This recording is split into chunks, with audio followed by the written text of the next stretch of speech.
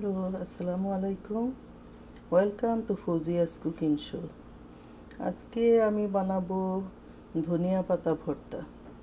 এর জন্য আমি এখানে নিয়েছি ধনিয়া পাতা, লাল পেঁয়াজ একটা, কাঁচামরিচ কয়েকটা, রসুন, তারপর এটার মধ্যে আছে তেঁতুল গুলে রেখেছি, চিনি দিব সামান্য পরিমাণ, লবণটা অবশ্যই পরিমাণ মতো, এবং সরিষার তেল। এখন আমাদেরকে যা করতে হবে, হালকা একটু তেলে নিতে হবে পেঁয়াজ আর রসুনটাকে, কাঁচামরিচটা এভাবেই থাকবে, এবং ধনিয়া পাতাটাকেও আমি এখন কুচি কুচি করে এটাকে কাটবো। কেটে হালকা একটু তেলে নেব না, জাস্ট কালারটা গ্রিনই থাকবে, কিন্তু একটু সামান্য একটু উল্টে পাল্টে নেব ফ্রাই প্যানে।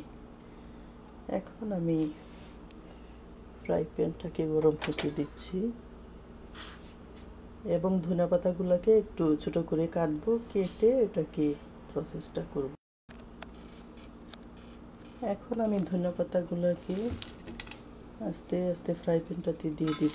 একটু সময় নিই, 1 মিনিটের মতো এটাকে একটু উল্টে পাল্টে নেড়ে চেড়ে নামিয়ে নিব।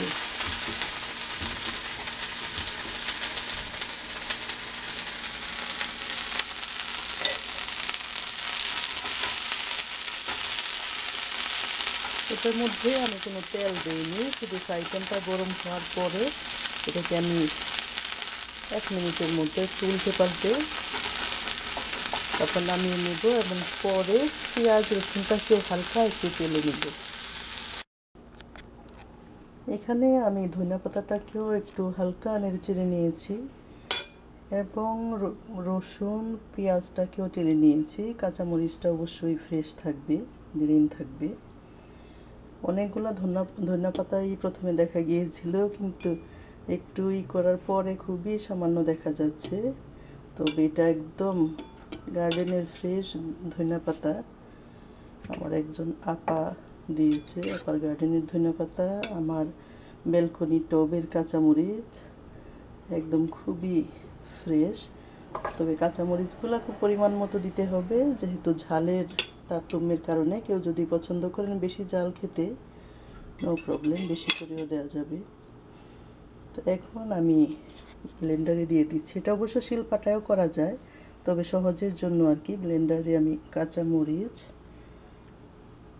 ধনিয়া পাতা,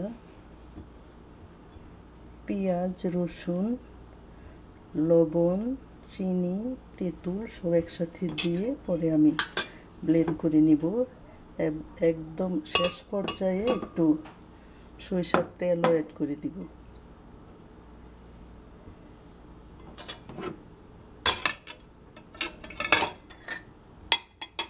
এখন দিয়ে দিব 1 টিস্পুন পরিমাণ চিনি।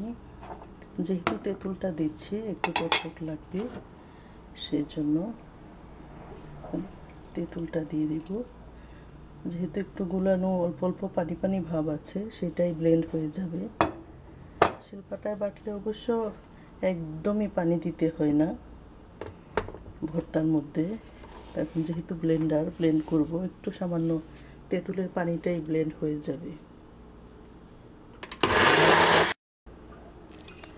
তৈরি হয়ে গেল আমার টক ঝাল মিষ্টি ধনিয়া পাতা ভর্তা।